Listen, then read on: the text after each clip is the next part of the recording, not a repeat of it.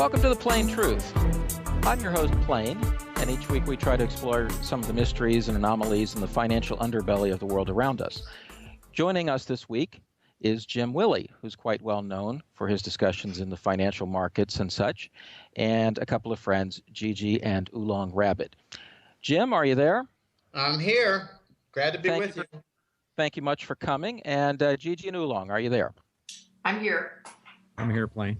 Good morning. Well, let's get going for the ride. So, Jim, why don't we start out and say a little bit about you and your website? You've got a financial newsletter, and you've been around for quite a while, and a background in, I guess you would say, accounting and some of the numbers crunching in this dirty world we live in, right? My background is a PhD in statistics, not accounting. So my background includes professionally quality control, marketing research, and sales forecasting and analysis. It's a statistics degree, heavy in probability, modeling, a lot of computer usage, programming, stuff like that.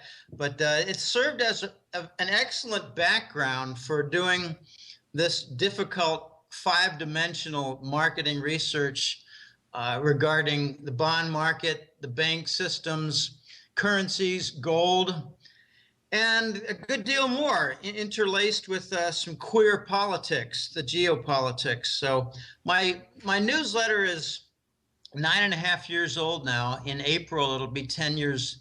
That's amazing, 10 years. It's called The Hat Trick Letter, and it's found on the website www.goldenjackass.com. I'm happy to I'm happy to get my word out. It's interesting that after about, I guess it was about 3 or 4 years, I started to develop more contacts that turned out to be extremely valuable. People who said, "Hey, Jim, I do this. Let's start sharing information and opinions and whatever. And, I hear things, you hear things. Let's put our heads together."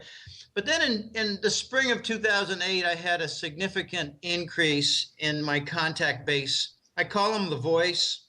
And he's an international gold trader with contacts and billionaires all around the world.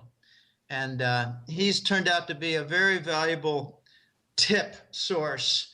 Not just tips, but here's what's going on the next couple of years. Here's what's happening right now. Here are some of the big players. Here's who's being pushed out. Here's the new guy. And they were involved in doing a lot of things in the last year, and many of them are not in the news. That's what's kind of funny. I find that the gold community, which is what I serve, this is a gold-based newsletter. It's about the death of the dollar and the return of the gold standard, simply put. But a lot of the gold community, I find, doesn't know much about what's going on in the gold industry. They know about mining, and they know about the mints and coins, and they know about the regulatory corruption with the Commodities Futures Trading Commission. And they know a lot about the big banks and their net short position. But they don't know jack, S-H-I-T, about what's going on in the Eastern hemisphere for pursuing dollar alternatives. And that's where I think I shine. Russia and China are leading an effort. They're the new leaders of the BRICS nations, Brazil, Russia, India, China, South Africa. I asked once, why South Africa got put on the list of BRICS? And I got a simple answer. Well, because they have a lot of gold supply. All right, so that's what the BRICS are going to be all about. And the U.S. government can interfere with the G20 meetings. They've done 2 in a row now interfering, one in Ankara, Turkey, and one in Moscow, Russia. But the BRICS will continue. The BRICS will make their gold trade standard, and that will be the death blow of the dollar, and we will see the United States slide into the third world. I don't mince words. When the dollar dies, the dollar is rejected, the dollar must be devaluated. You're going to see tremendous inflation, shortage, and violence in the United States. And it's going to slide into the third world. It's already rather deindustrialized, if you'd noticed. So that's a little bit. The Hat Trick Letter has 2 parts. It's got a money war report. It's got a gold and currency report. They're very separate. The money war report is about big actions on central banks, phasing out of the dollar, petrodollar issues. The golden currency is about actual demand and actual supply. Sometimes I cover some things about the mining companies and the competing currency wars and just, nuts and bolts of central bank policy and what's being enacted, and China pursuing their yuan swap facilities, and just a lot of things. The hodgepodge is in the golden currency report. The main major conflict at war is in the money war report. So that's background, Plain, and hope that satisfies. Well, I saw you had an interesting article out in the last day or so, and then you had one not more than a few days before that kind of get into the question of Saudi Arabia, some of their problems, whether they're leaning towards China, and I think you even mentioned maybe the quality of their oil is declining significantly. What are you hearing in terms of Saudi Arabia? Well, Saudi Arabia is in a bind. Their people really don't like the Islamic rules. It's basically an Islamic fascist state. I mean, we like to say that the United States has a lot of high-quality partners and allies. We got a lot of junk allies. We got a lot of criminal allies. The Saudis are a bunch of, a couple hundred, 300, 600 princes and royal family members who basically steal the national wealth and billions of their nation and call it their own, and have yachts and have 100% silver Rolls-Royce Bentleys and have secret accounts in Switzerland, and basically rob their nation blind and throw pennies on the street for their pathetic people. And their people are suffering from a number of problems. Feeding themselves, their energy costs are going up, and they don't like all the rules. They got between 20 and 40,000 people in their prisons right now just for speaking out against Islam. All right, apart from all that, I think that it's pretty clear the Saudis are the epicenter of the petrodollar. And if you ask 10 Americans, or you ask 100 Americans, what's a petrodollar? I think you get a blank stare out of 95 of them. And the other 5 might say something half intelligent about the petrodollar. Well, I think that's where the, a lot of OPEC countries sell oil in dollars, and that's, I think, the petrodollar. Okay, you get a lot of dumb responses and blank responses. The petrodollar is the operating foundation for the US dollar as a global currency reserve. Nations accumulate dollars so that they can buy oil, whose rules by OPEC are dictated by Saudi Arabia. As these nations collect and accumulate dollars, they do so in the form of treasury bonds. So they collect the treasury bonds and put them in their banking system, and decided long ago, back in the 70s, to make the reserve system for banking across the entire world, most of the Western world, in treasury bonds. So the Saudis enable the United States to live off a credit card. It was John Connolly 30 years ago who said, it's our reserve currency, but it's your problem.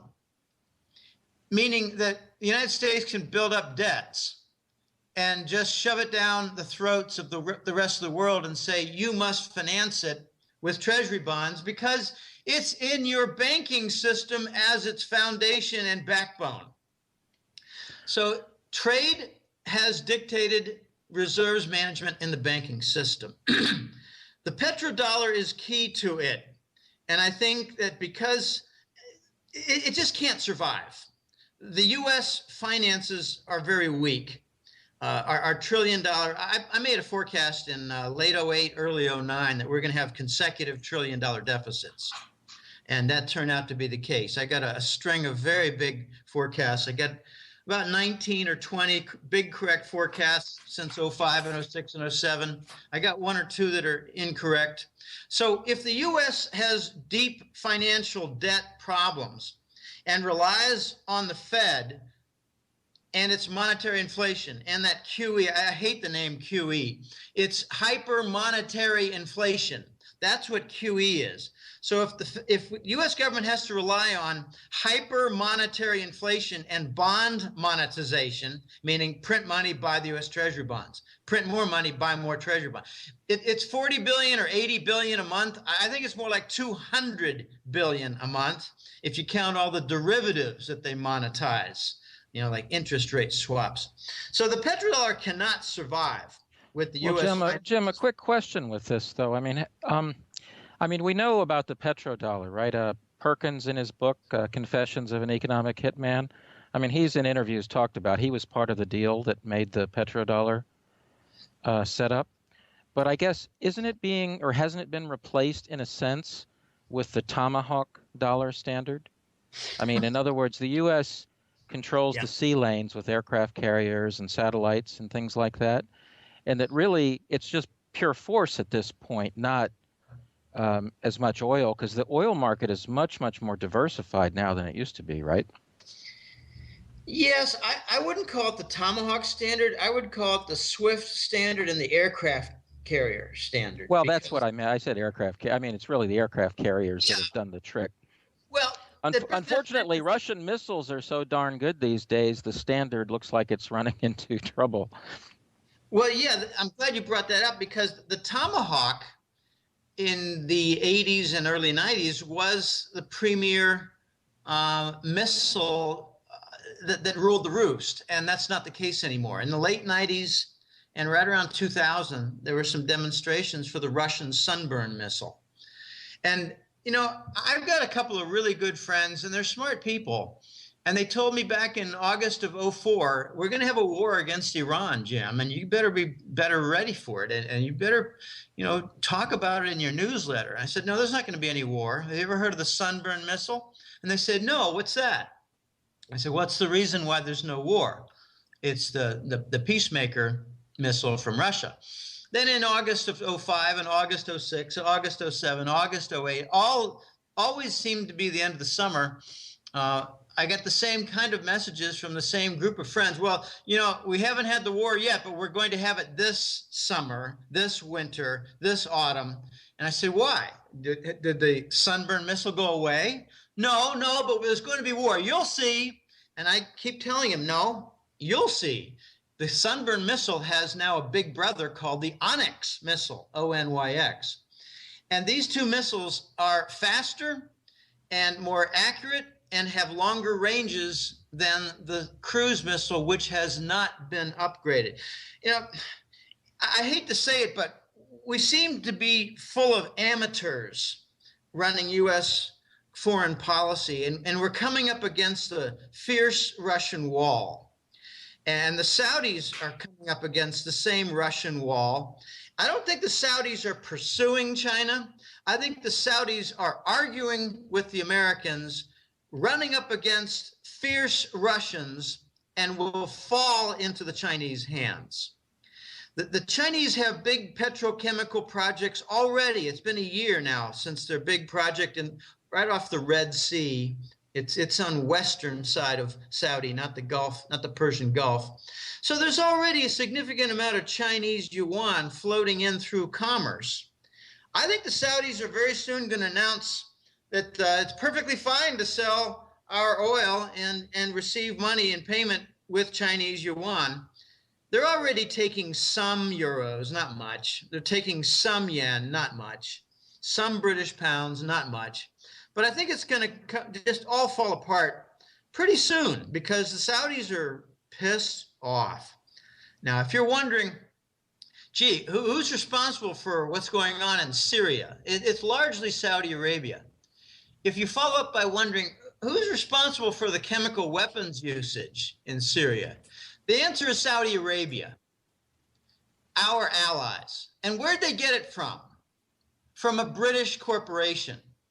And what's reported on the news? Well, the Western-dominated news calls it the Syrian loyalists. Well, I think it would look bad if they told the truth and said that it was the Saudis. Well, I think we know that. I mean, at least listeners to the show are going to be pretty much well aware of that. I think the question is more, well, one obvious question is, have the Saudis lost their minds? The two factions or whatever, the Faisal and then the Bandar Bush faction, are who hate each other. I mean, you could argue that they're angering Russia, threatening the Sochi Olympics and so on, right? Then they're having a hissy fit with the U.S. And this whole war would be incredibly devastating to China if oil prices were to double, right? I mean, the whole thing is a total losing deal for China. So even though China wants to buy into Saudi Arabia, you have to think that, I mean, what do you think? Have the Saudis kind of lost their minds? I don't think they've lost their minds. I think they lost their control. I mean, if some people would regard that as being the same thing. They're crazy. What are they doing? Well, they lost control. They're making bad decisions. I don't know if they're crazy. I think that, well, first of all, Abdullah, the king, is, gosh, he's 80 something. And there are reports that he never came out of a back surgery about 6 or 8 months ago. Well, apparently he came out of a coma. I'm not even sure Abdullah is Abdullah. I think it's possible that there might be a double involved, because I don't know anybody who comes out of a coma where a significant number of organs were dead. If you got liver that's not working, kidneys that's not working, and something else, brain functions are not working, you can be on automatic in a hospital, but I don't think you walk away and say, hey, look, I'm flexing my muscles, I'm kicking up my heels, and all's well. Hey, Jim, it's just a coincidence, right? It's, unless you want to be a conspiracy theorist like the rest of us. No, that's a very good point. I mean, we can't be sure that the guy's alive, and that royal family is such a ridiculous thing to begin with. And then some are arguing that a lot of the oil is in the Shia parts of Saudi Arabia. And so there's an internal Sunni Shia issue as well. They've got a lot of internal issues. It's not just their border issues. They got huge internal issues. Their people are fed up with the Islamic fascists. They want to, their women want to wear a bikini on the beach. You know what I mean? Yeah, believe me, I'd like them to wear a bikini on the beach too. But we need to talk about what's going to happen with this petrodollar. Yeah, exactly. The bigger issue is what's going on. In your writing, you've talked about kind of a gas standard or a Gazprom co-op maybe forming. What do you think? Well, I think to begin with, as preface, when I saw the Syria story, my suspicions went up, just like they did with Cyprus. One of the key players in Cyprus in the background was Gazprom Bank. Okay, when Syria erupted, I thought, well, gee, isn't that the port for some Iranian pipeline? So I guess maybe they want to interrupt that. I mean, that was my thought in the first 5 seconds. So there's pipeline politics. And, take a closer look at some of the pipeline battles that the United States has grappled with, and you'll see that U.S. is losing on all of them. A year ago, there was a big battle on Iran-Pakistan gas pipeline, and the U.S. tried to interrupt it, and it wasn't just bank interruptions. It was a lot of other strong arm interruptions. If you help the Iranians, we will do this to you. I mean, this is how this gunboat diplomacy that you referred to as Tomahawk standard. I say the U.S. dollar has been defended by the military for the last 20 years.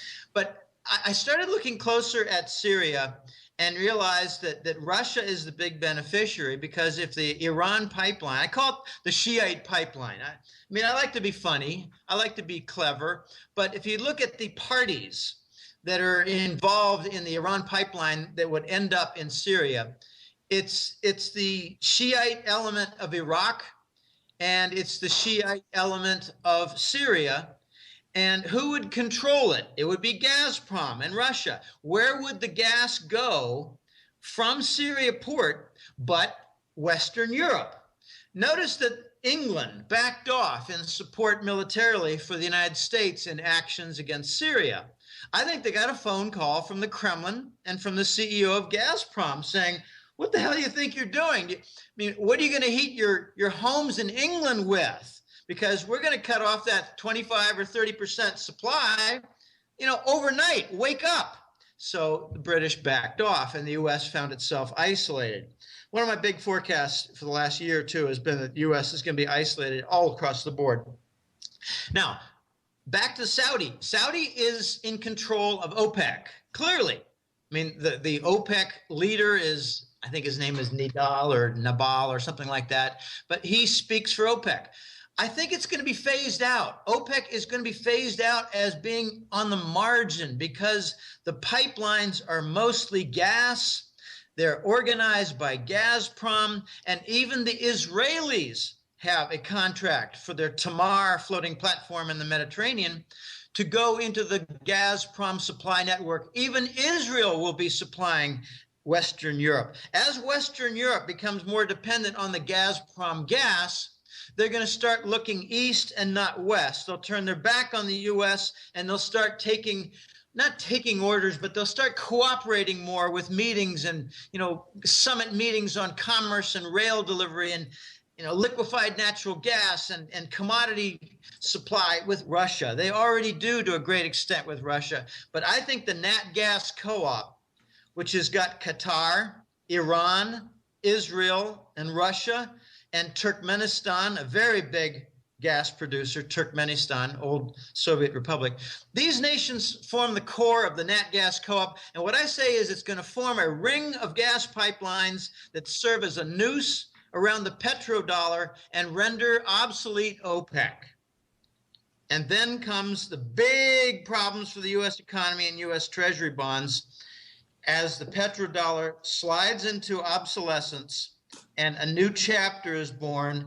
And energy payments are not going to be made, oil or gas, largely in dollars. When that happens, Plain, it's just so simple in the logic.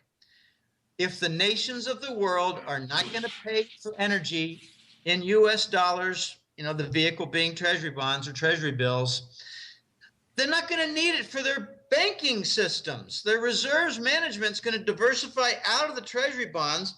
And what you're going to see is QE is not going to be $80 billion a month or $40 billion a month. I always like to double it because, I like to introduce reality. They're not going to just be 40 billion a month. It's going to be, 3, 4, 5 times that because the world's going to ask to redeem their toilet paper. I mean, the treasury bonds. Jim? Yes. It's Gigi in Chicago. So I have a question for you. I've been reading your letters for years, and I totally appreciate what you're saying, that we're looking at really at an eyes wide shut phenomenon. The movie, I think, was spectacular. My question is really for those of us who are sitting back here with our families, the bridge of when this crashes, how prices are established for metals and bartering, and how we go about that. Does that make sense? In our everyday lives, we're looking at, I'm assuming, a hyperinflationary, depressionary experience coming. Well, I think we've got a somewhat inflationary, mild inflationary depression right now. I mean, right. I laugh when I hear that we got 1.5%, 2% growth. Subtract 5. Subtract 5 from the GDP economic growth that we hear about from the U.S. government, because that's what they lie by on the CPI, and they're deflators. So we've got a depression now, and we've got some pretty chronic, strong inflation between, I don't know exactly, 6 and 10% year after year for probably 7 straight years. When the petrodollar problems erupt, when the petrodollar is phased out, we're going to go into a new level of crisis in the U.S. economy where we don't see 6 and 7% price inflation. We're going to see a sudden jump of 15 to 20%. I'm talking about prices not quite across the board, but on a macro asset class. Yep. No, not so much. No, I'm just mean when you go to buy when you pay your monthly bills, it's your utilities, it's your food, it's your gasoline, your whole monthly costs are going to go up by about 15 or 20% suddenly. All of them. I'm sorry, I shouldn't say all of them. There's a lot of domestically produced goods. Agriculture, for example. The U.S. produces a tremendous amount of agriculture and used to supply half the world's food. That's not, well, California used to supply half the world's food. The United States supplies, I think, around 60% of the world's food. That's not going to double in price. It's going to go up in price because it also has some foreign dependence for its cost structure. Just think of, well, they're going to have to run diesel. They're going to on their tractors and the big farm machinery. They've got other expenses in dairy. They need cement and lumber and all kinds of different things, supplies. So, a good rule of thumb is that the U.S. economy has about a 50% foreign dependence. So if the dollar drops 30% on a devaluation, expect about half that to be the effect in price inflation suddenly. Now, I like to point to three areas that are important: gas stations, ATM machines, and supermarkets. I think the gas stations are going to be points of violence for the shortage. People are going to get tired of waiting in line, and when they're finally done with their 2.5 hours of wait, sorry, that gas pump is all empty now. You're going to have to go to another place, another 2 hours. So tempers are going to flare on a regular basis. Supermarkets are going to start having empty shelves. We already are seeing many shelves at Walmart empty. Not across the board, but some of their merchandise shelf. It's from a related reason, not exactly tied to the dollar, but tied with their cash management. They've got a very tight cash management system. So as their cash flow slows, they have an amplified effect on their reduction for inventory. And the third area is going to be ATM machines. I think banks are just going to say, sorry, we don't have any money. But wait a minute, I've got an account there. Yeah, well, you used to. I mean, yeah, you got on paper, you've got an account, but it doesn't mean that we have any money to give you toward your account. The petrodollar decline and demise is going to result in price inflation, supply shortage, and civil disorder with violence. So, Jim, do you have a timeline here? Because it keeps getting pushed out. I mean, this has been going on since 2000, 2005, 2008. And now it's 2013, and we're hearing from everybody in the marketplace, look to 2014, 15 now for this to really come to a head. Well, I think it's starting to come to a head right now. The events in Egypt and Syria could not be more significant. The U.S. puppet was thrown out. I'm surprised that he wasn't killed in Egypt. Right. And the U.S. did a fast retreat, and now its military is not respected worldwide because of Syria. So, I don't have a timetable. When I started this newsletter in 2004, I thought by 2010 that the dollar would be pretty much dead and buried, and we'd be on some kind of a gold standard or something quasi-gold standard. Right. But, I got to give these bankers, these Nazis, I don't like calling them too big to fail banks. I like to call them Nazi banks. Because if you look back into the 40s, you'll see that they gave significant loans to Nazi Germany. If you look back and examine some of the behavior of the Swiss central banks and the BIS, Bank for International Settlements, you'll see that there was a lot of cooperation among, like, even Bank of England with some of the Nazis as they were pillaging the Czech central bank and taking everything. So these guys are Nazis. Bush's father, for instance, not Papa Bush, but Prescott Bush, he's responsible for an attempted coup d'etat of the Nazis over Franklin Roosevelt. And, we need to wake up to who these people are in the U.S. New York banks. Couldn't agree more. Pardon me? Hey, Jim, I have a question for you. Would you say that perhaps the only way we're going to get out of this is to hyperinflate away the debt? No, we're not going to get out of this. We're not going to be able to hyperinflate the debt out because the debt's going to be rejected. It's going to be defaulted, and the dollar's going to be rejected. That's what I meant to say. I got word 2 weeks ago, a very surprising message from The Voice, who has some significant Chinese and Hong Kong clients.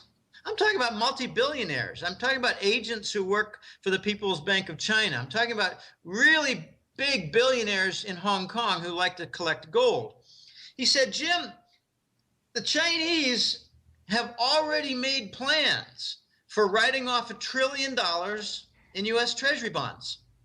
And I wrote back and said, well, gee, if your other call of a significant dollar devaluation takes place, I can't imagine that the euro, yen, and Swiss franc and British pound will all go up because they're lashed together. So I'm thinking that if the dollar gets devaluated, it'd be devaluated against the ultimate currency, that is gold.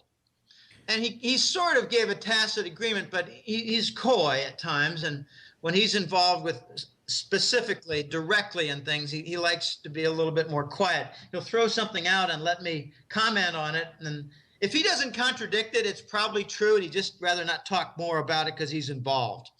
But the dollar is going to be devaluated. It's going to have a very hard fall. The world is going to have to adapt to something different. There's going to be a race, a big contest race to dump the treasury bonds. The U.S. is not going to get the privilege of the past. All these past cycles, throw them out. None of them. No past is prologue for what's coming because this is a paradigm shift. The U.S. is not going to have a chance to inflate its debt away and say, well, you know, we're going to have to deal with 10% inflation a year for the next 5 years.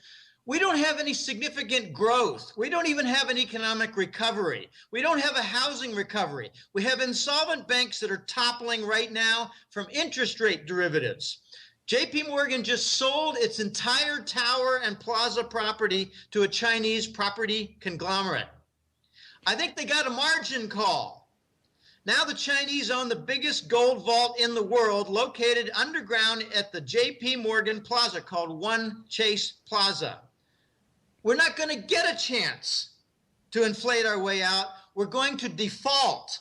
And then we're not going to have an opportunity to cover our debt because no one will lend money to a defaulted nation unless, of course, they got a bunch of Tomahawk cruise missiles pointing at them. And the Russians are going to step in and say, we will neutralize that. I guess I'm just trying to make a comparison to the Weimar Republic, where they were under crushing war reparations, and they basically just ran the printing presses nonstop and hyperinflated everything away. I guess I don't understand why the United States couldn't do that. It would seem to me that that would be, you know, a couple years of extreme pain followed by some type of recovery. Well, Plain, you used the word would. I don't know why the U.S. wouldn't do that. They are doing that. So your future concept is happening in the present right now. QE is what you're talking about. QE started in, I think, early 2012 or late 2011. That is inflating the debt away. They are monetizing the debt. That is what you're talking about. So, you know, you got to step back 3 years, 2 years on your perceptions there. We're not going to be able to continue with an acceleration of the current policy of inflating our debt away. We're not inflating the debt away. We're just inflating the coverage of the debt because nobody wants to buy treasury bonds except nations like, oh gosh, it's kind of funny. Russia is buying some because they want to prevent their currency from damaging their economy too much. Now, we've already got the phase where the U.S. is inflating toward their debt, but it's not going away. It's getting worse. And war is the reason why it's getting worse. Nobody talks about war and why the deficits are so big. Half of the U.S. 17 trillion is from war. Jim, got a question for you. So the big topic here is the development of essentially Central Asia from Turkey to China and all that, and the new Silk Road and all of these pipelines and fast trains and expressways and all that, right? And so this is a tremendous deal. But at the same time, we see conflicting forces. I mean, I think today or yesterday, there was talk of India and Pakistan being invited into the SCO. But at the same time, we see all these questionable terrorist-type events in these countries, right? And one has to wonder if that isn't the American response. Do you have any thoughts on how America is likely to respond to this development of the new Silk Road in Central Asia and all that? Well, I'm sure that Al Qaeda will show up and bomb. They already did. Isn't that what's going on in Dagestan and in Peking and everywhere else? And Oslo, Norway. Yeah, so, don't they show up in very selective places, don't they? Well, they show up wherever the Americans need help in changing others' foreign policy. Now, the headquarters of Al Qaeda is Langley, Virginia. All right, I'd like to make a comment. You talk about linking, a trade zone from Turkey to China. I think it's bigger than that. It's from England and Western Europe through Turkey to China. It's the Eurasian trade zone. It's all of Europe plus Asia, the Eurasian trade zone. What you referred to was an Asian trade zone. This is going to be Eurasian. And to give you an idea of some of the backbone for it, there are numerous rail lines. They're called heavy rail because they don't carry passengers. They carry loaded cars with coal, loaded cars with cement, gravel, whatever, copper bars. There are many, many rail lines that start somewhere in Russia and end up in Germany. Well, gee, there's your hint that Germany sees its future on the east side, the eastern hemisphere of the world, not so much with the United States anymore. The ties with the United States have been financial and economic. Lately, they've been more financial and less economic because the emerging market nations they're just making their presence known with manufacturing plants and accumulating reserves and wealth and these emerging market nations, they don't want to throw their money and their surplus into treasury bonds and have it devaluated. So they're pursuing something very different along with Russia and China. It's the G20, the SCO, you talk about the Shanghai Co-op Organization. I don't play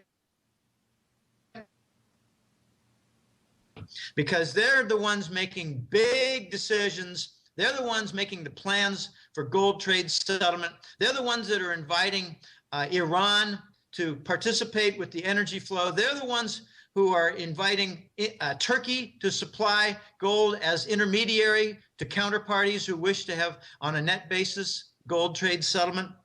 So a lot is going on with the Eurasian trade zone, and the U.S. is at a very high acute risk of not participating in the biggest trade zone in the world. Okay, a key question then that some people are asking that you hear, and that is, are the powers that be in the U.S. really trying to retrench, kind of consolidate their power back in the U.S.? Any thoughts on that? I don't have too many thoughts. I think they're in a state of desperation.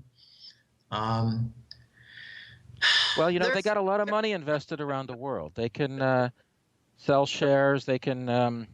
They've got a lot of technology hidden away in the black budgets in the military. They're 20, 30 years ahead of what we get to see.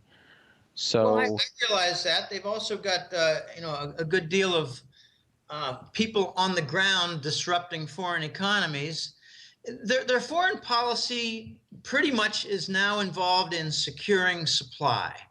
And war is a big part of that. War supplied the U.S. with Iraqi oil.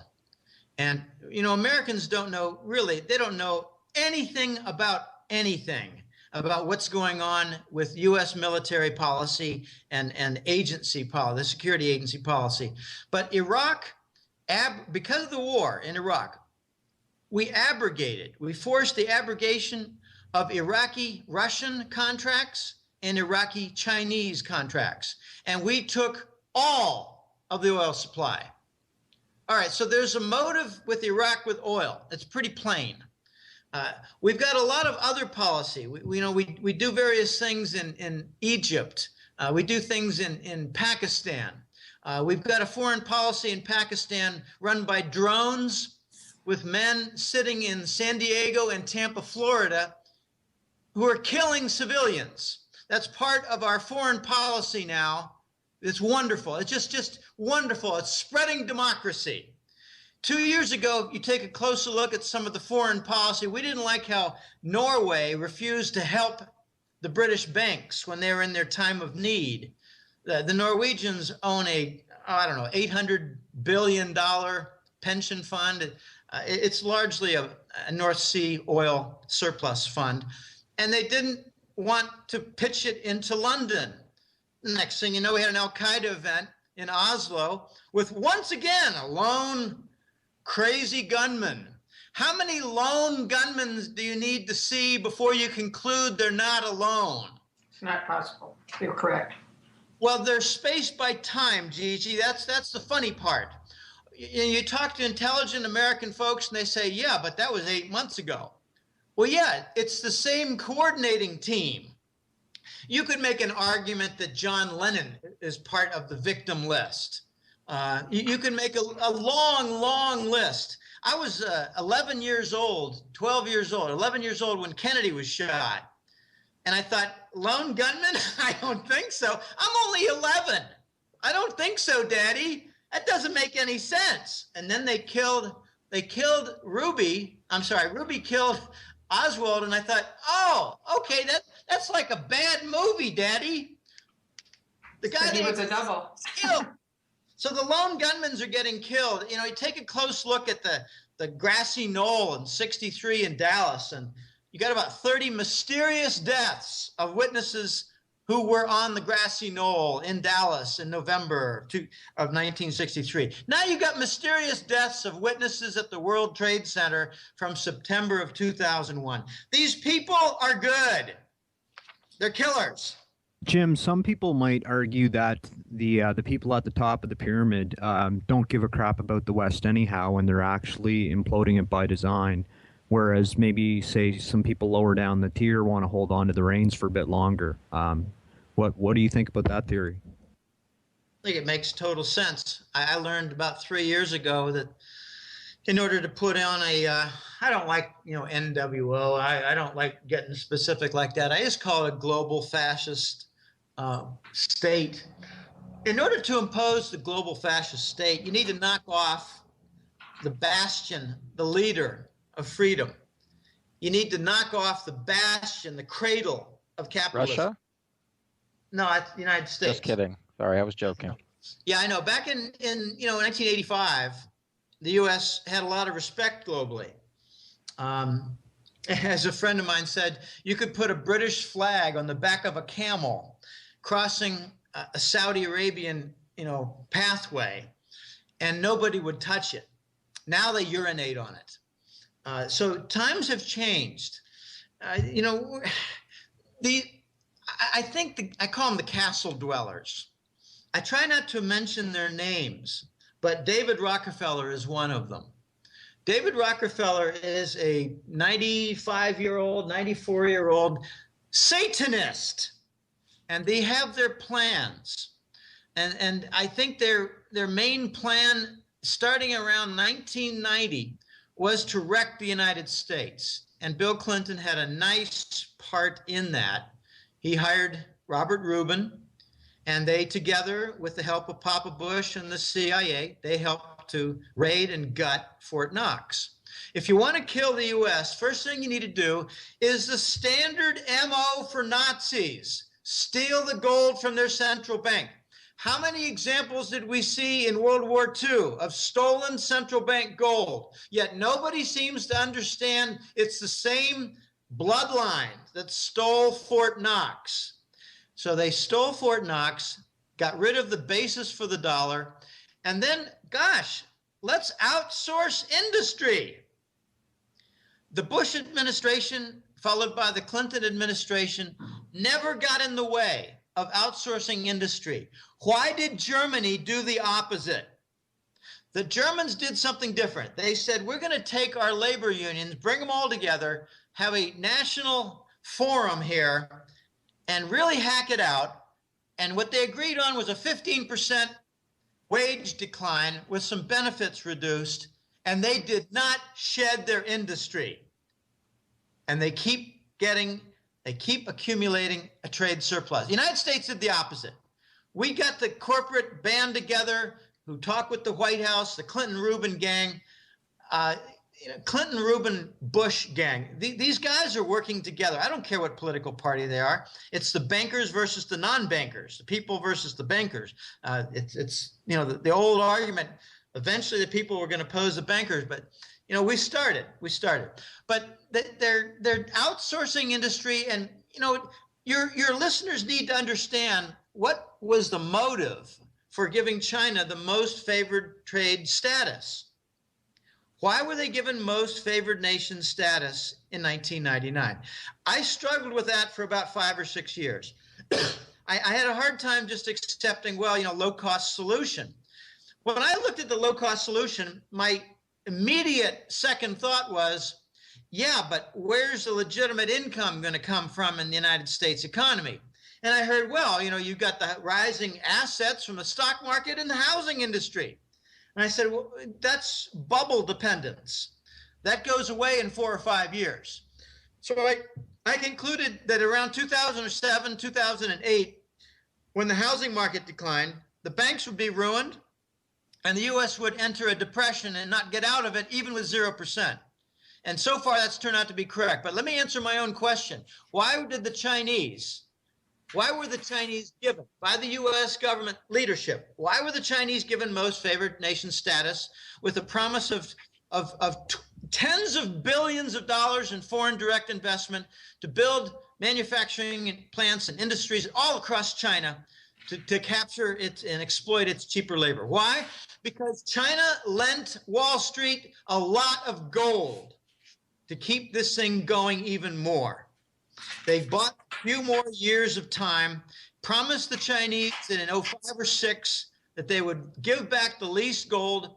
Instead, they said F you to the Chinese, and the cooperative agreement that we had with China turned into a trade war around 2006 or 7.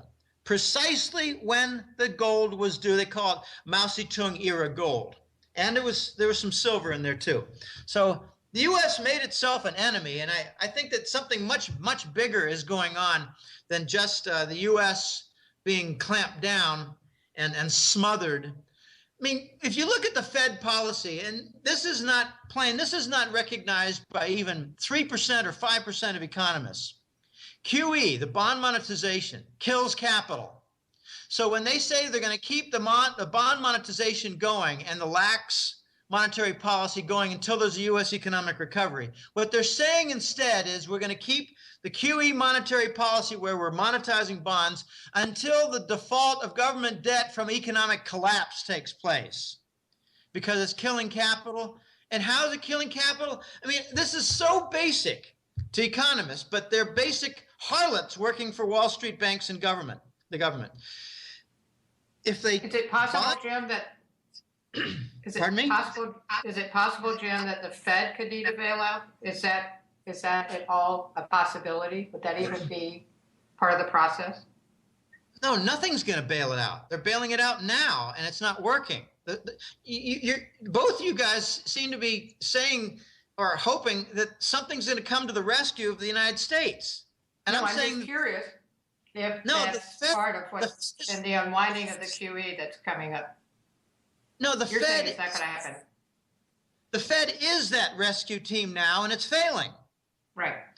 So the Fed is an agent to destroy the United States, not to wreck it, not to rescue it.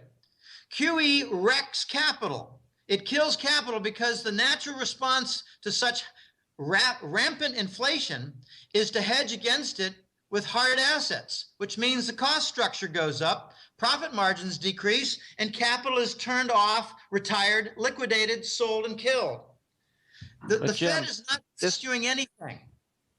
This leads to, and it begs the question about your discussion of a gold standard. I mean, is it possible that these people behind the Fed have tremendous sums of gold in vaults in Switzerland or whatever, and they're expecting a currency collapse, and they'll be there waiting for the new one?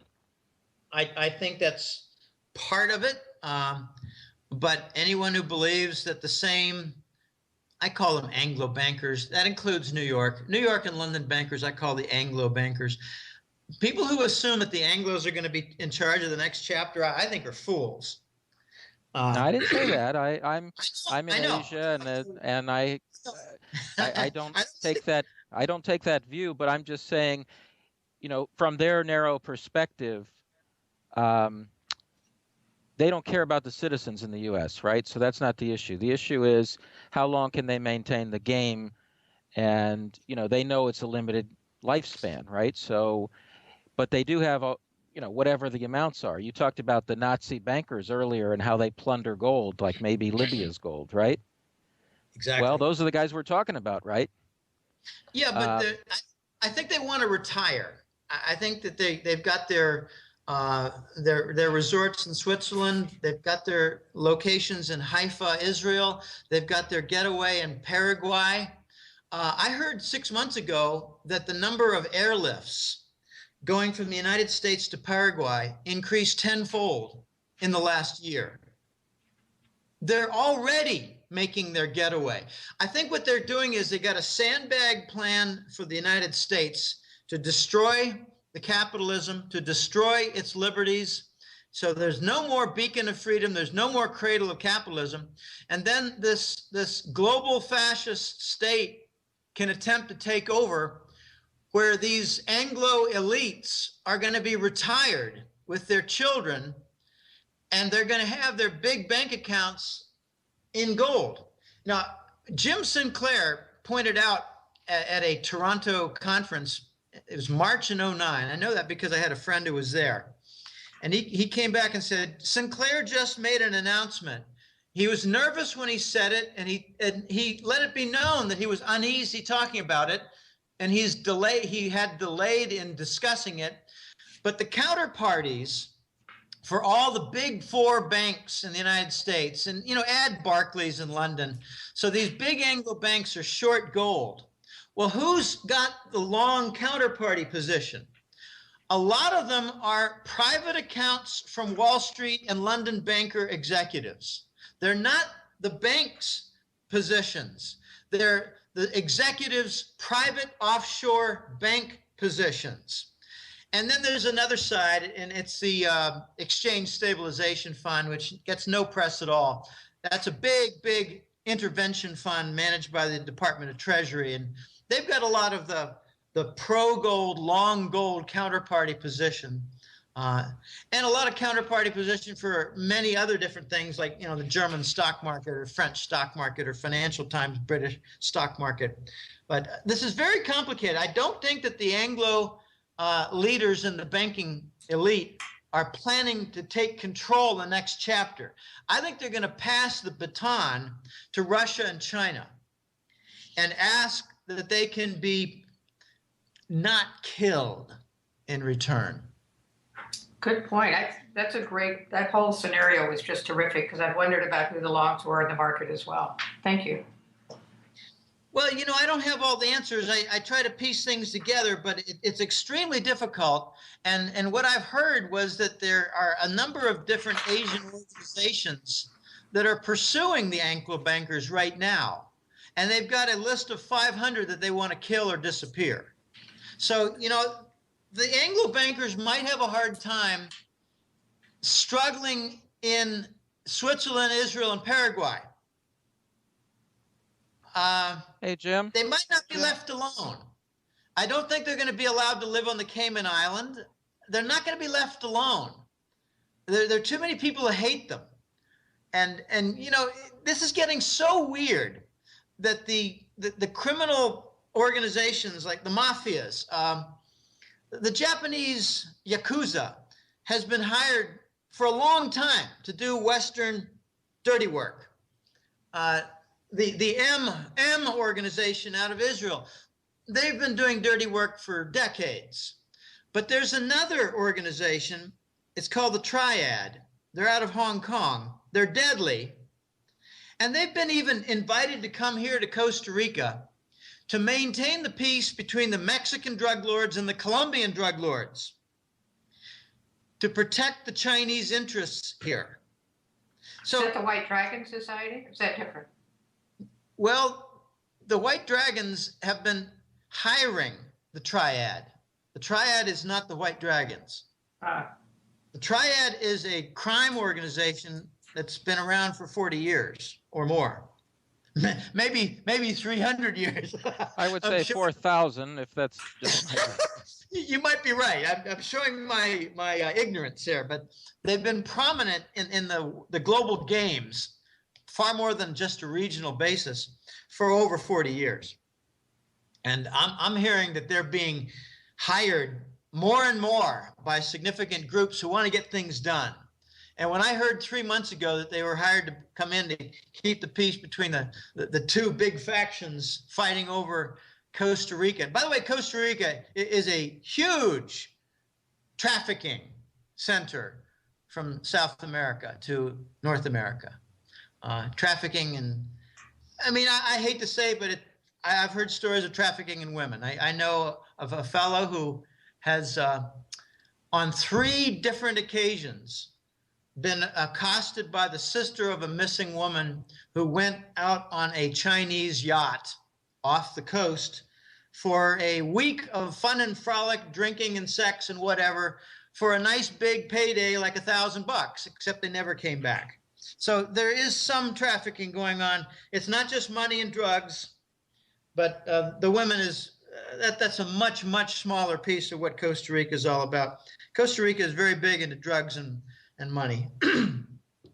Hey, Jim, we got one. Go ahead, Blaine.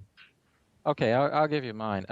Some people theorize that essentially after World War II, and we saw it with the first Bilderberg meeting, there was kind of a coming together of what you might call the Anglo bankers and the, shall we say, Teutonic technologists or Teutonic faction.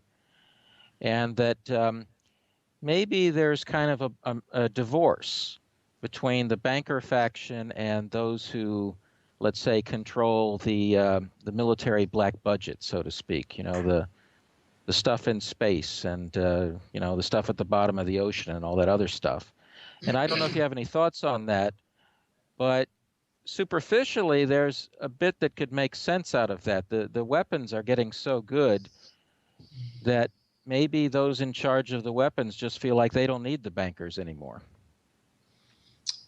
We're always going to need the bankers, even if it's to just guard the gold vaults. Yeah, but I mean in terms of they don't have to listen to them as equals. They can just say, you go to Paraguay and be thankful we let you stay down there. Well, yeah, but the old adage of whoever controls the gold controls the power, I think that is very true.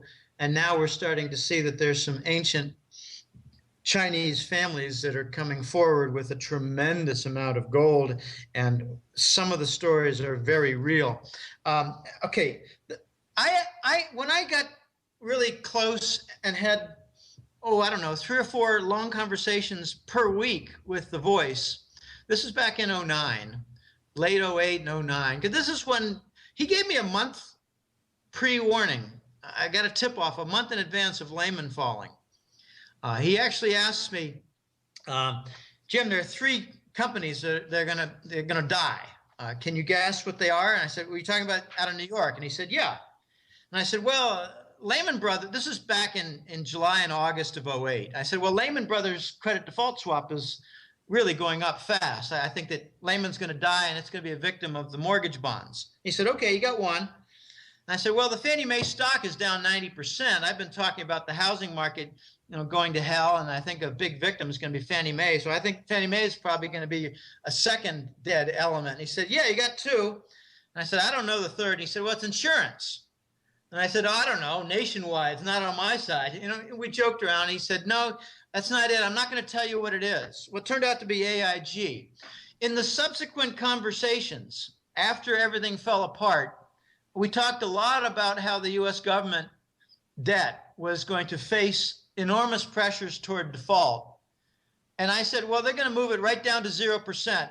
I said this back in January and February of 2009, long before the ZIRP policy, the 0% interest rate policy came into effect. I said, they're going to move it down to 0%, but it's not going to work. It's not going to stimulate anything because we gave up our industry, which is the traction for any new CapEx, new capital expenditure, business investment. We gave up our traction to the Chinese for industry. And then we started talking about, I'm getting to your answer here. We started talking about, groups like the Bilderbergers. And he said, Jim, Bilderbergers get a lot of attention. And can you tell me why they do get a lot of attention now suddenly? And here we are in 2009. And I said, well, my guess is the Bilderbergers get a lot of attention because they're not in power anymore. And he said, excellent point, Jim. You got it. They're in the news because they can't stop from being in the news anymore since they don't have the power anymore. And their meetings, like in Vancouver, are being crashed by moles who seek information. And I said, well, okay, if the Bilderbergers are not the powerful entity, who is? And he said a number of important groups. A year later, he outlined them. He said there are three important groups among the bankers. You could call them bankers, but they're really more like super elite. And I said, the castle dweller. He said, yeah, you can call them castle dweller. That's fine. The super elite come from three groups. I try to avoid the J word. I'm not talking about Jerusalem, but it's related. But there's a type of banker from a certain ethnic group, and they have dietary desires that avoid pork. Okay, that is one group. There's a second group of bankers that are the Satanists. And I don't use this word lightly. I'm talking about Satanists who have ceremonies. And the Bushes are in this group.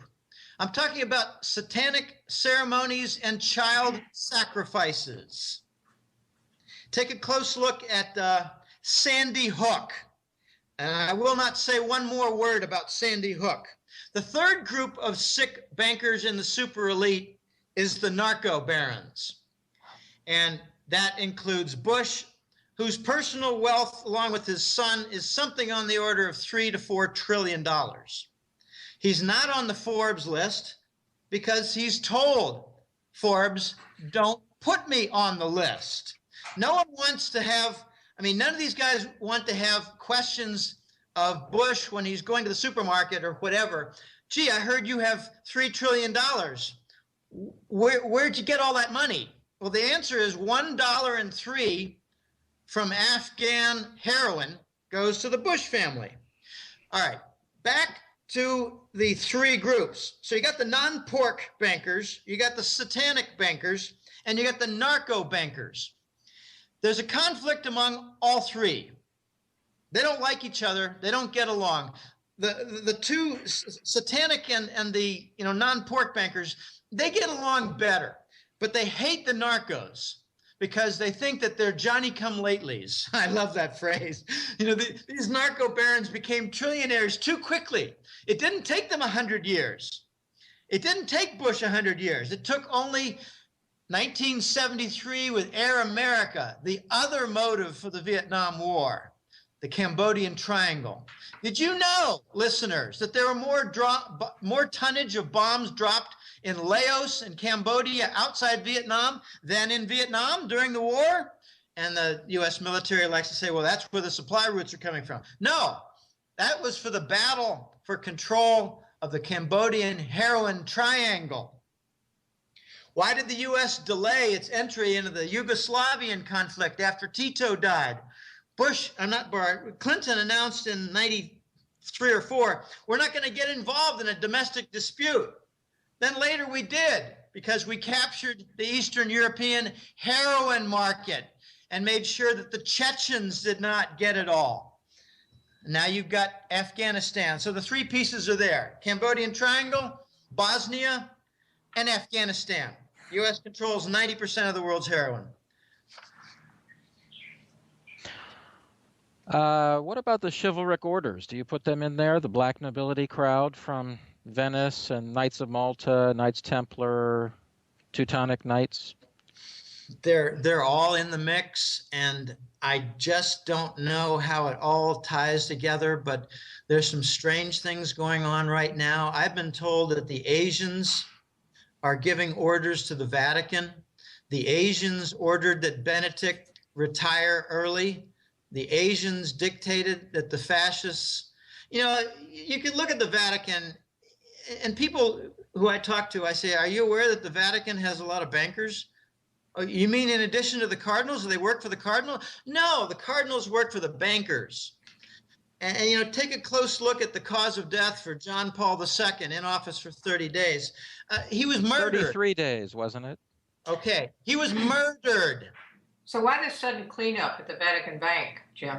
I don't really know, but I think there's some, I call it the new sheriff in town, and I think it's the White Dragons. I'm not really sure. It's very difficult to get confirmation, but I was told a year and a half ago, no, I was told around 2 years ago, November of 11. I remember because I have a different apartment every year, it seems. I remember where I was sitting, and I got a message saying that a powerful Eastern force has just made available $50 billion, and they're going to start pursuing gold. And clowns who watch things like the White Dragon stories say, well, gee, they've got all that gold, the price of gold's going to go under 1,000. Well, that's a bunch of BS. But they use the gold as collateral to raise cash. And with the cash, they went and pursued London gold, and they've drained at least 5,000 tons out of London banks of gold. That's to rescue control of gold, to send it east. And it has not stopped. I've got, very specific word that from April 1st to July 1st, they had 5,000 metric tons shipped out of London, gone eastward, mostly to Hong Kong and Beijing. And I just got word 2 weeks ago that it never stopped. I ask questions. I have every single month almost. I said, has the shipment of gold from London stopped? Did it end in July? I got no answer. And finally, I got about 3 weeks ago, I got an answer. I go, oh boy, oh boy, oh boy. Things are really heating up. So a new sheriff is in town, and you have to look at a lot of details regarding the London purchases. If they had margin calls, why didn't they just print money and pay off the margin call? It was because the London bankers used Chinese gold improperly as margin for European sovereign bond derivatives and futures contracts that all went bad. They all went bad and they got wrecked.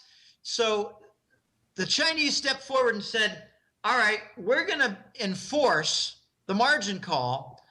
And they had to replace more margin in like kind. So they had to come up with more gold to get rid of the margin call and satisfy the Chinese, who were going to come forward on a threat to demonstrate to the world in evidence that the London bankers improperly used allocated gold. And, it's not just going to be the gold trade standard coming into place. It's going to be the replacement of stolen and misused allocated gold accounts from private elites.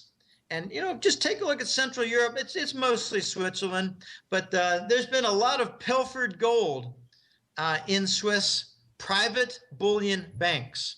Just think of, Mr. and Mrs.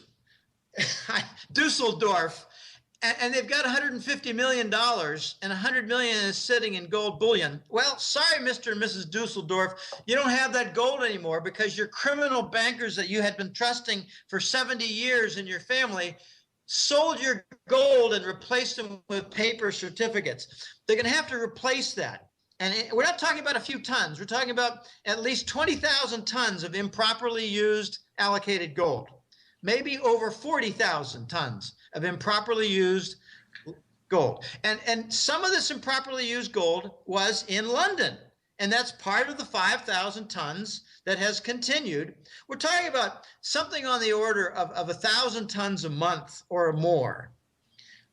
That's a lot of gold. And if it continued for another year, we're talking about another 18,000 or 12,000 more tons. So maybe we've had as much as 18,000 tons, 17,000 tons leave London and Switzerland heading to points east since April of 2012. That's enough to change the balance of power and the privilege for giving Vatican new orders. Let me just explain something quickly about the Vatican. Vatican has slush fund private accounts. Obama has a multi-million-dollar private account in the Vatican. And so does Geithner, and so does Paulson, and so does Clinton, so does Hillary. And they're trying to clean it up. on orders from the new sheriff in town. And I wish I knew what some of their leverage was. I think it was simple. We'll hire the triad to murder you and your family. That's what I think is their leverage, but I can't prove anything. I'm just guessing. Maybe their leverage is a sudden sale of treasury bonds. Do we really know who ordered the Fed to do their stupid taper talk plan in May? Do we really know who gave the order? Was it China? Was it a test? I don't think the Fed did a test because they knew what the answer would be. Full dependence of the treasury bond market, full dependence of financial markets in the Western world. This is basic. I've been saying for 3 years, they can't stop the big aid for 2 years since QE began. They can't stop the big aid and support for the treasury bond monetization, because if they do, things will fall apart. It's obvious. Full dependence. Okay, Oolong, go ahead. Yeah, I've just got a question. How long, like with all this gold flowing to the east, Jim, how long can they keep suppressing the price? And the second part of that question is, do you think that the Easterners want a lower price and they're participating in it? I don't have a time answer when you say when or how long. The answer is not according to a calendar. The answer is according to events. You know, I first got exposed to the concept of an event-based sequence when it came to the Iraq invasion by the United States. By the way, the U.S. stole their central bank gold. We stole the Baghdad gold. I'm shocked. Stole all of it. Okay, I got exposed to the event schedule from that war, and then I've come to learn that you can't say, well, you know, by the time we get through the December contract, the COMEX is going to be dead. No, you can't talk that way. You have to think in terms of the COMEX will continue to suppress the price of gold until they don't have any. So what's the pace of the decline of the COMEX gold? Take a look at the chart and you can see that they're on pace for being out of gold in January. Is that why JP Morgan sold to the Chinese their vault and their whole office complex? Are they getting out of town? Okay, you could say, well, gee, you know, we've already gotten a formal statement that GATA reported on, a formal statement that COMEX let it be known that their data is not reliable. So do we even know how much COMEX gold is in their inventory? And, you know, I don't distinguish between the JP Morgan inventory and the COMEX inventory because JP Morgan is the operating arm of the U.S. Federal Reserve. So I don't know when they're going to run out of gold. I do know that they're raiding the hell out of the GLD, the SPDR Gold Trust, recasting its gold and sending it to Hong Kong. There's some story that it's coming back west, but that's a bunch of BS. It might be going from China back west to India and no further to supply its jewelry market. You know, I think, you know, if I had to be pinned down, what month are we going to say the COMEX is not suppressing price anymore? My answer is simple. I don't know. I don't have a month. I have to look at when are they going to be out of gold? And it looks like they don't have very many more months left. And it looks like the GLD fund is rapidly declining. It's under 1,000 tons right now. I think it was as high as 1,400 or 1,500 tons several months ago. So it's on pace for running out. But I think the GLD gold is going to satisfy Chinese interests, and the JP Morgan gold is going to satisfy the contracts. But take a look at just May, June, July, and August. JP Morgan is making sure that none of the contracts for gold are even being delivered upon. So we're already approaching a crisis point in the COMEX where they might not have much of any gold left, and they're not really delivering on much of any contract. I don't say all. I don't know. I think it's the majority. But gosh, it can't continue much longer. And I don't have much sympathy for people who say, well, gee, I'm getting tired of this. So am I. I don't have sympathy for it because you have to look at the events, and the events are very clear. The events that are happening now are completely different from a year ago. We're making progress toward shutting down the COMEX and killing off the big New York banks. Because hey, Jim, yeah. Rome wasn't collapsed in a day, Yeah, I know. And Caligula. It takes a while. And now you're depressing me because, here I was thinking of maybe moving to Uruguay, and you're telling me that all these J.P. Morgan types might be in Paraguay right next door. So that's kind of a bummer. No, but there's the border between those countries, and there's a big jungle in between. Don't worry. I know. There's a little safety there. I know. Okay, but I do have one big question, though. Well, let me get back to your second half of the question. I think China is cooperating in keeping the price down because they like a lower price. I think China is shorting the market along with New York banks, and they got some brotherhood of thieves involved. Okay, but here's the follow-up to that, and that is, what are your thoughts on the whole Yamashita's gold, the stolen resources of World War II that the Japanese had, and a lot of it was in the Philippines and Marcos and so on and so forth? How much of that is in play, and just anyway, your thoughts on that? That's a huge question. It's very difficult to nail down. I'm trying to open up a file. I'm going to search on the word.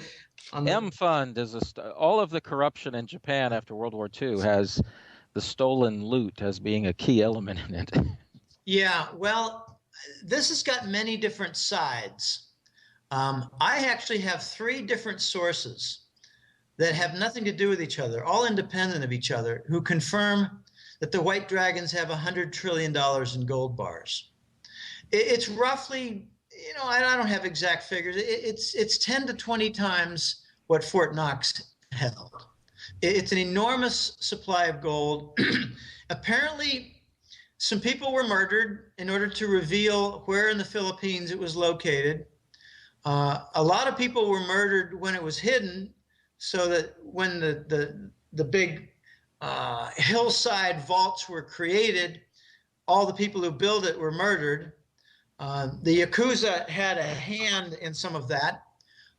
I don't have a lot of firm answers, but I've been amazed that 3 different people have told me that it's real, and it was dug up in the Philippines, and it came from centuries upon centuries of Chinese wealthy family accumulation. It was lost largely from the pillaging and the genocide rampaging of the Japanese in the 17th, 18th, and 19th centuries. They made a regular habit of going into China for rampaging, killing off thousands, hundreds of thousands, and stealing gold. I mean, the Japanese are like, the best friends in MO to the Nazis. I don't have a lot of information on the Yamashita. I call it Yamashita. I'm probably not pronouncing it correctly, but I don't care about stuff like that. They did make it available, and it did work to change the geopolitical balance of power. And what I've come to learn is that a good deal of the London gold has been pursued and drained as a result of this White Dragon gold stash. It's a gigantic stash that would cover an entire football field full of wooden pallets stacked chest high. So we're talking about a tremendous amount of gold. They're not going to dump it on the market. They're going to use it to kill off the Anglo banker power structure. And that, I think, is their primary objective. And it surprised me several months ago when I heard that they hired the Triad to do their enforcement. Because let's face it, you need a countervailing force for the CIA and their murder squads, and you need a countervailing force for the same group that starts with an M in Israel. So now you got a 3-way structure where the U.S. and Israel are pretty much team players. Let me just give you a quick story that it points out how strange some of these things are. There were stories about how Mrs. Olson was on the commercial craft that hit the Pentagon. Well, I've got a source who was actually inside the Pentagon in September of '01, and he said that it was more like 100 pounds of Cemex planted in the Army Accounting Office because they didn't want the report to go out for $2 trillion in stolen appropriations. Anyway, supposedly Mrs. Olson was on the commercial aircraft that hit the Pentagon. She was given orders. You live in Sweden, you shut your mouth, and you stay inside the Swedish borders. It's called rules of engagement. Well, she was caught at the French-Swiss border in '09, carrying as a mule some bearer bonds, and she was escorted. Some people think that she was given protection in Paris.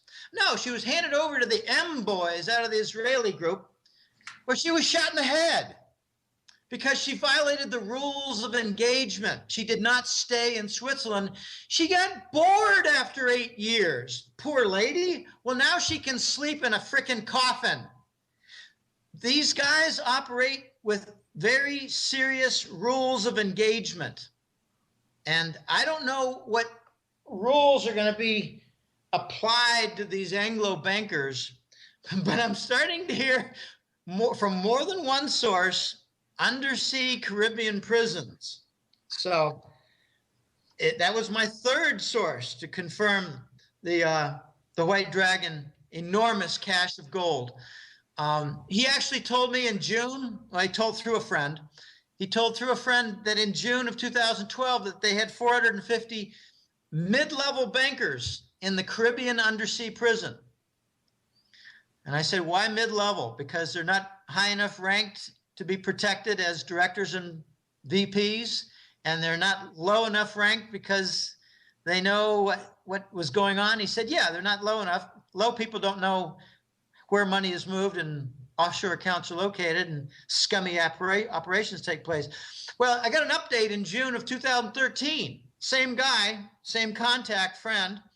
It was now close to 1,000 bankers, mid-level bankers in undersea Caribbean prisons. So, you know, I have a joke. I like to say, well, let them start their own currency system in this undersea prison and let it be their own teeth. They like extracting teeth. They like teeth. Yes, that's a fair point. Well, maybe they can get some gold fillings out of them too. Well, may I ask a question though? Who would be managing these undersea prisons? Why not just shoot them? What's the point here? Because they're flipping. So you mean it's to protect them to get the stories out, the information out? They're flipping and earning their way out. And they're apparently providing some rather ripe information. I can't get that out of the White Dragon contact. It's a fellow who comes to Costa Rica and does various things. He gave $5 billion to the Costa Rican Central Bank to prevent an insolvency grand problem for the nation and their banking system. He's doing a number of different things. He's trying to buy hundreds and hundreds of acres, thousands of acres for Chinese wealthy. They want to buy up the farmland. Where do you think the farm supply will be redirected afterwards? Higher prices in Costa Rica for food. That's what I foresee. No, it's really hard to get firm information, but I'm going to try to meet this fellow. So, Jim, well, it just sounds pretty far out. I mean, I'm not denying it. It's just kind of like, who has the juice to grab these people and haul them away? Well, maybe it's done by the Triad plane. Maybe the Have Triad they got the juice in London or New York to do that? Well, who has the technology to travel in a craft undersea? A lot of people. A lot of people do. Who has the ability to build underground cities in the United States? Well, lots of companies and countries have that. Okay, then you can answer your own question then of whether such a thing is possible. I've seen pictures of undersea structures. I'll email you some. Well, we've interviewed Richard Sauder, if you know who he is. He's the leading authority on underground bases and undersea bases. And I mean, the technology was very good 40 years ago, so it's a safe bet. They've got incredible stuff today. Well, there's a big undersea base off the U.S. naval installations in San Diego, a very big undersea facility. So maybe it was built by the U.S. military in the Caribbean.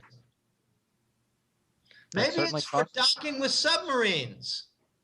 Maybe it was sold by the military to the Chinese 10 years ago. I don't know. I'm just raising questions. Yeah, that's totally fair. It's just we're getting into a very, I don't know if you say far out subject, but the whole Yamashita's gold, that whole underground financial world that seems to be 10 times bigger than the one we can see. Well, let me just raise a question to you. Do you think that September 2011 supposed earthquake in Virginia was really an earthquake? Bullshit. Excuse me. No, I'm not a coincidence theorist, so I tend to look at these things with a jaded eye. That's very surprising, and to see, what was it, the Washington Monument cracking and all that? Well, my source tells me that it was a sabotage of an underground city in Virginia. Tens of thousands perished. These are the type. Tens of thousands perished. These are not the types that live next door to you and have a wife and family and a little dog and a white picket fence. These are spooks who, if they die, you'll never know, and they don't have neighbors who will ask questions. Hey, Jim, do you want a little quiz? Sure. Okay. In, I don't know, maybe 2006 or so, something like that, 2007, there were the largest electricity generating nuclear plant on Earth was in Niigata, Japan. 2 days in a row, big earthquakes hit. One was almost directly under it. Wiped it out of production, billions of dollars in damages. And there's been almost no discussion of this ever since. Yeah, I know. Can't prove anything. Don't even know if it leaked. I assume it did, but we don't. But the point is, that was an incredible economic hit on Japan, and there's almost no discussion of it. Well, fast forward to February 2011 and take a look at a lot of the geological data that the Russian and Chinese scientists have gathered. And nearby Fukushima, there was a nuclear event. I'm not talking about a nuclear plant. I'm talking about a nuclear detonation event, followed hours later by an earthquake event. Two separate events with completely different scientific signatures. A nuclear event has a big boom on the meter scale, followed by a lot of little ones. The P wave and then the S wave, yeah. I'm not familiar with a lot of the detail. I just know that it starts out huge and tapers down. The earthquake is the opposite. It has a bunch of preliminary tremors that result in a larger climax at the end. What the Chinese and Russian scientists noticed was that under Japan and northern Japan, there was first an event with a big boom followed by a tapering, followed by 3 days later or hours later, I don't know exactly how much time separation, but a different event that had a buildup like an earthquake. So it looks like it was a 1-2 punch. And just coincidentally, the Japanese had announced that they were going to accept the Chinese yuan swap facility and work toward a regional currency standard.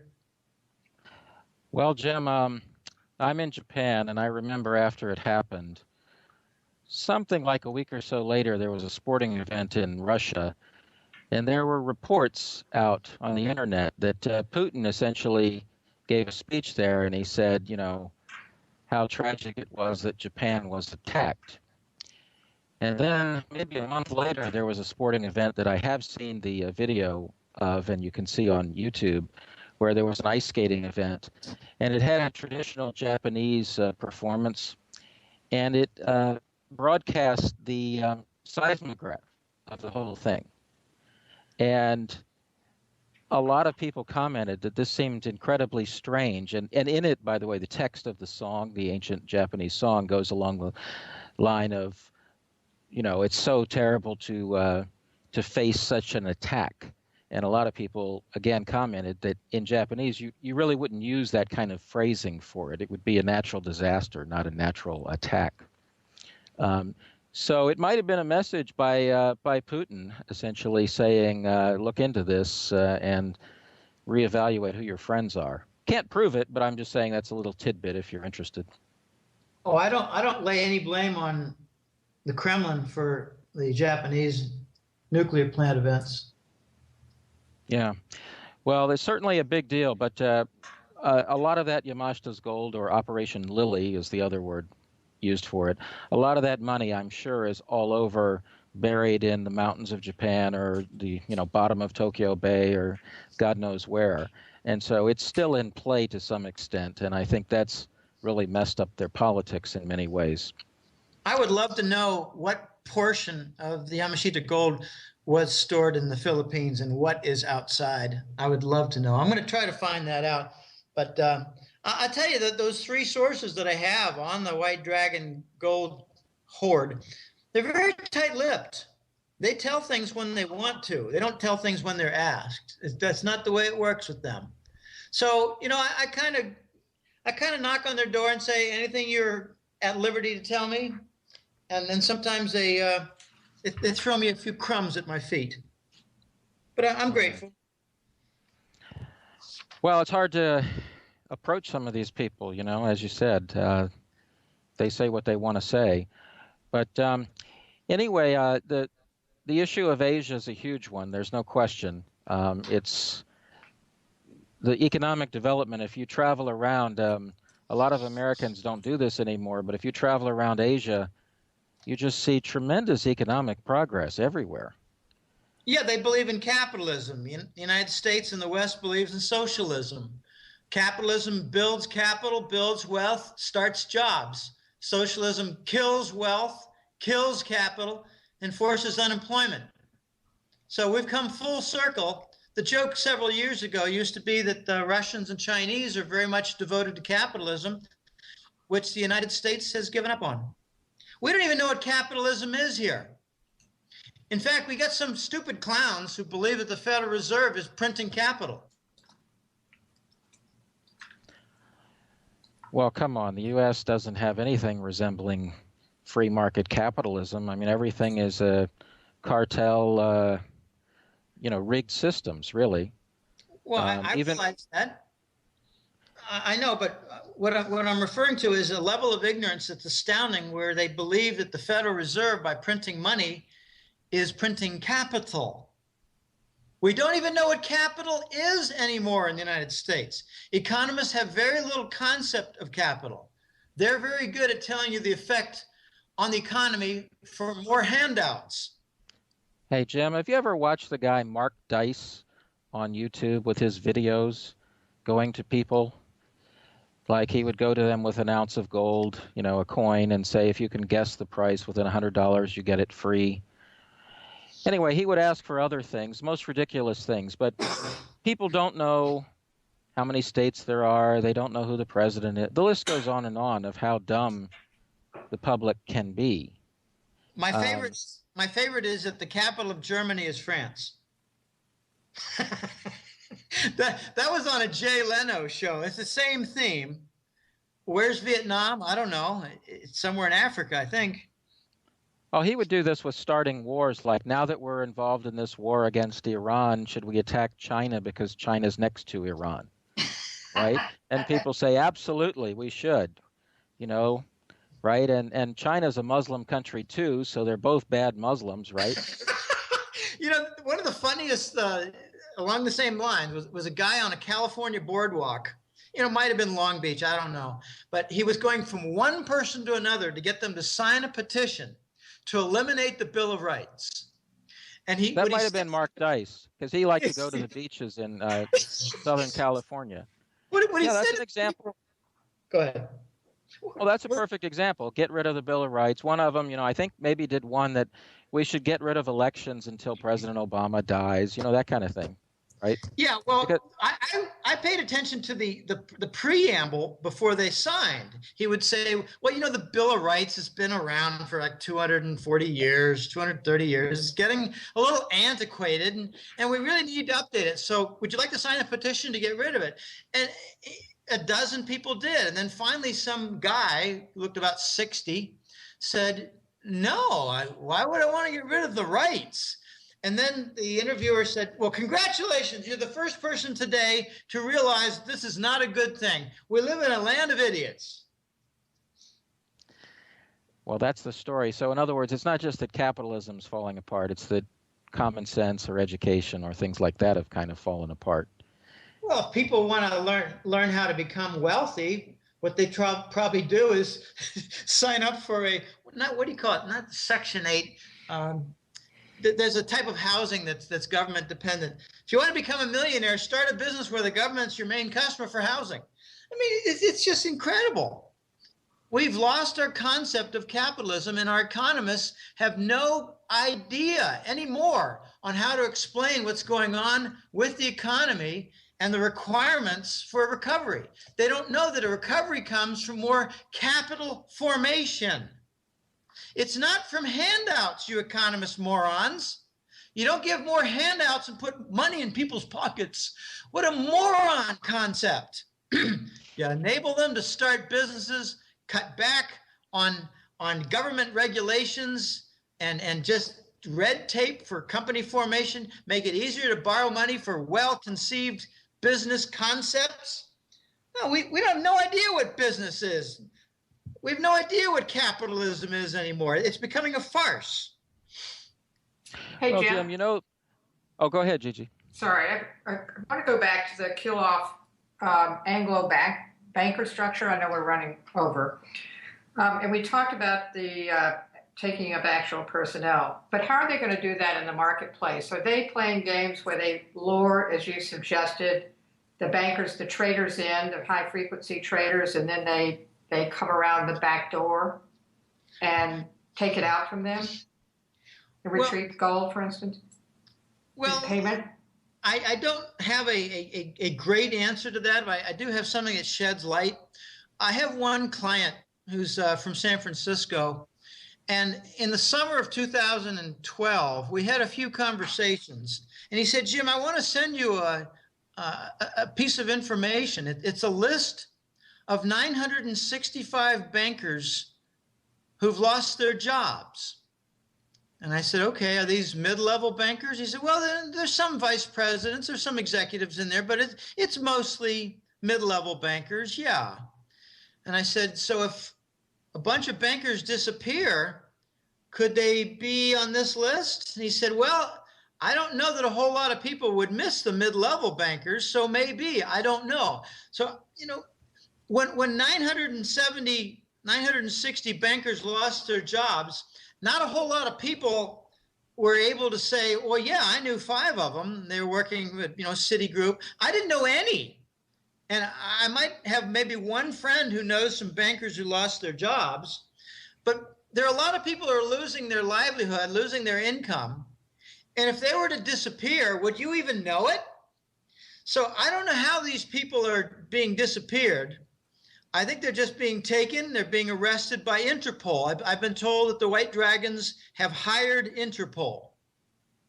I'm not talking about complete control of Interpol. I'm talking about the Serious Fraud Division and maybe a couple dozen others who work for Interpol. Interpol is a large organization. There's a criminology laboratory in Nicaragua. It's Interpol. So they're all over the place.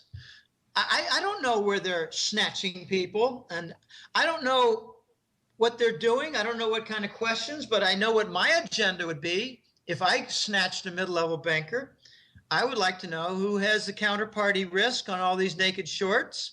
I would like to know, where did the allocated gold go? What was the destination of improperly taken gold from allocated gold accounts?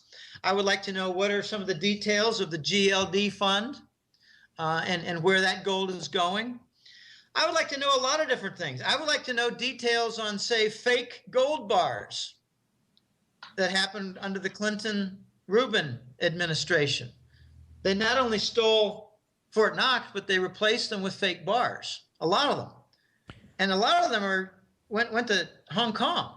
If you take a look at some of the official trade data and look at details for Hong Kong, you'll see a lot of industrial supplies.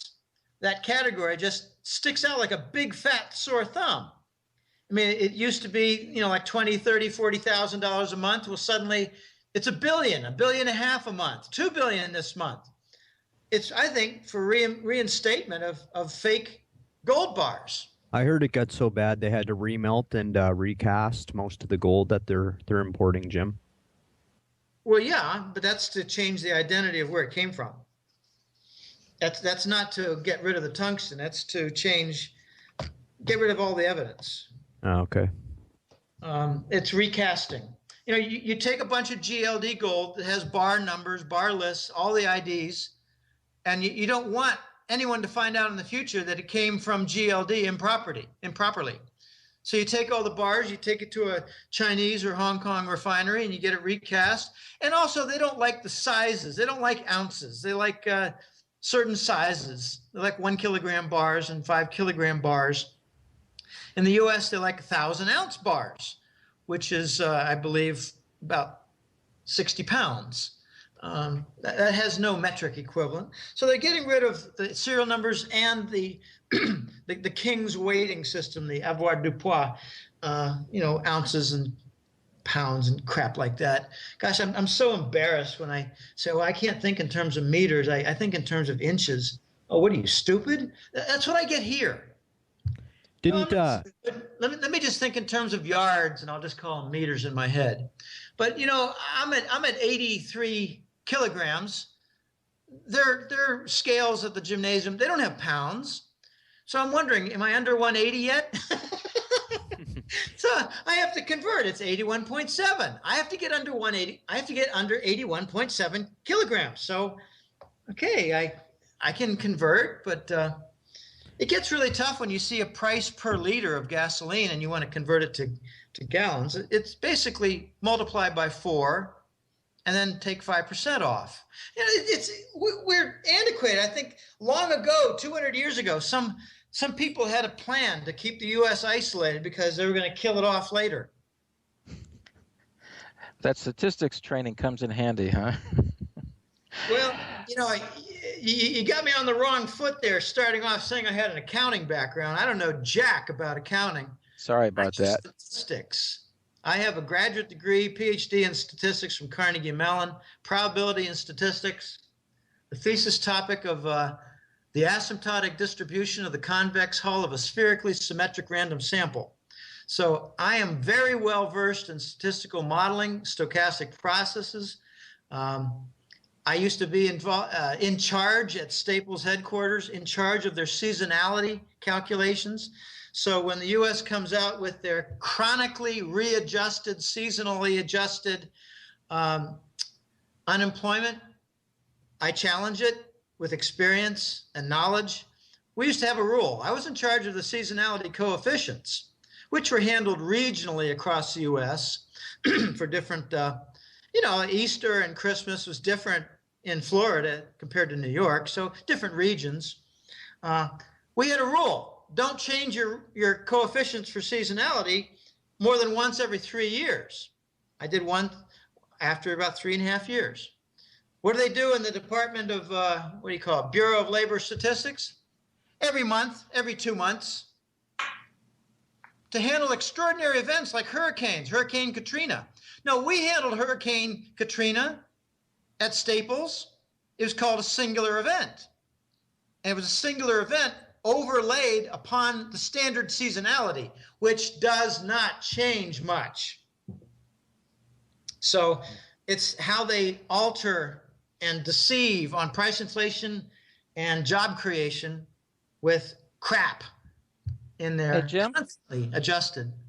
can we get to Crap. one last topic? I know we're running a little late here. Here's one question so many people have is, and you're talking about this gold standard. What can people do? What would you suggest for people, particularly for Americans, but I think it's likely to be true for Canadians and many other places as well? Where is your gold safe, or how do you get it from this pre-crisis state to the post-crisis state, or what are your thoughts on that? I asked some of the smartest and most experienced people that I know the same question. And the answer I get more often than not is Hong Kong. And I also hear Singapore. I never hear London. I never hear Switzerland. I never hear United States. And they don't have any vaults in Latin America. So I used to hear that Dubai was good, but Dubai it's got its problems. The Persian Gulf is not a stable place. I have a general theory that if a certain nation has no respect for the U.S. criminality from the government or the bankers, then that's the best place to put your gold, and that's Hong Kong. Hong Kong was a big victim of the salted tungsten gold bars. Hong Kong is the window to the west for China, not just Shanghai, but Hong Kong. I laugh when people say, "Oh gosh, Hong Kong, it's now communist." What are you, a moron? So I asked some smart buddies who've been over there, what's the legal status? And they said, well, it was a new treaty, a new, what do you call it, commission. They gave it another 50 years. So the British gave them 100, Chinese gave them 50. They didn't change anything. It's their laboratory for learning. So morons can think of Hong Kong as being communist because I think morons remain morons even after subjected to new information. Well, I was there a couple weeks ago, and I think Hong Kong is a good bet for a lot of things. I do think the mainland Chinese influence is getting stronger and stronger, and so you do hear a lot of complaints about the decline in the rule of law. For example, a friend there has a wife in government, and that's a common complaint. But still, the world's not a perfect place, and I think that's a very reasonable bet. And then a lot of people are also into Singapore, and I don't know enough about that to really comment. Well, I got only one complaint about Hong Kong, and that's that they got a Hong Kong dollar that's pegged to the US dollar. It's right around 7.76. And when I have 2 or 3 really smart contacts who I pepper with questions every several months. They don't like questions every week, but once in a while they come up and say, "Hey, what's going on?" And we talk, and I say, "I got a few questions if you don't mind." And I asked one, this was back in 2011 when quantitative easing looked like it was going to be obvious, bond monetization, hyper monetary inflation. I said, look, if Hong Kong is pegged to the dollar and we start, and that's why I asked, why then? I said, if we start this bond monetization, which is Weimar and hyper monetary inflation, these nations that are pegged are going to have problems. They're going to see things like their stock market go way too high or their property market go out of whack. Is Hong Kong planning to get off the dollar peg? And he said, yes, but they've decided not yet. They have a plan, but they decided not to implement it yet. They're all ready, but they decided not right now. Okay, well, there's part of your answer to my big question. I think the Hong Kong folks are, I got a friend who went there. He went to Thailand, then he went to Hong Kong, and I said, which did you like better? And he said, well, they're different worlds. Thailand is crazy. Thailand, Bangkok is huge, but so is So does Hong Kong. Hong Kong's 9 million. I think Bangkok is something like 10 million. But, you get the crazy bars with the girly boys who have male genitalia, but you don't see any of that in Hong Kong. They're very businesslike. So they're very competent, businesslike, and professional in Hong Kong, and they value their integrity. They value your word as passing on recommendation for their integrity. I keep hearing that from one person after another regarding Hong Kong. I got some misgivings about Singapore. I'd rather not get into all that, but just basically, without getting into the controversial stuff, Singapore does not have a bond depository agreement, which means their bullion gold vaults could get, the managers of the bullion gold vaults could get questions from their government officials on accounts, secrecy, and it would be violated. Singapore does not have that. There's a lot more secrecy and privacy in Hong Kong, from what I hear. And, it's got to be tested. I always think that if enough pressure is put to bear with a little bit of a bribe, and anybody's going to talk, even if they have a lot of integrity. I mean, you threaten to kill some guy's little girl, and he's going to talk. Sure, but the value to China of Hong Kong is so immense that it's not something they're not going to change policies lightly. Let's just put it that way. Oh, I agree. I agree completely. I don't ever say never. I don't believe in absolutes. Well, hey, look, you're down in Costa Rica. Look at Panama. I mean, that's totally changed in the last 20 years, right? I mean, I don't think you can, as an American, you can't even get a bank account there, really. I heard that you could until right at the end of 2010. Oh, there are a lot of Americans who live in Panama, and many of them have bank accounts. And now I believe an American who pursues residence can get, yes, he can get a bank account. Yeah, of course. That's if you have, a residence.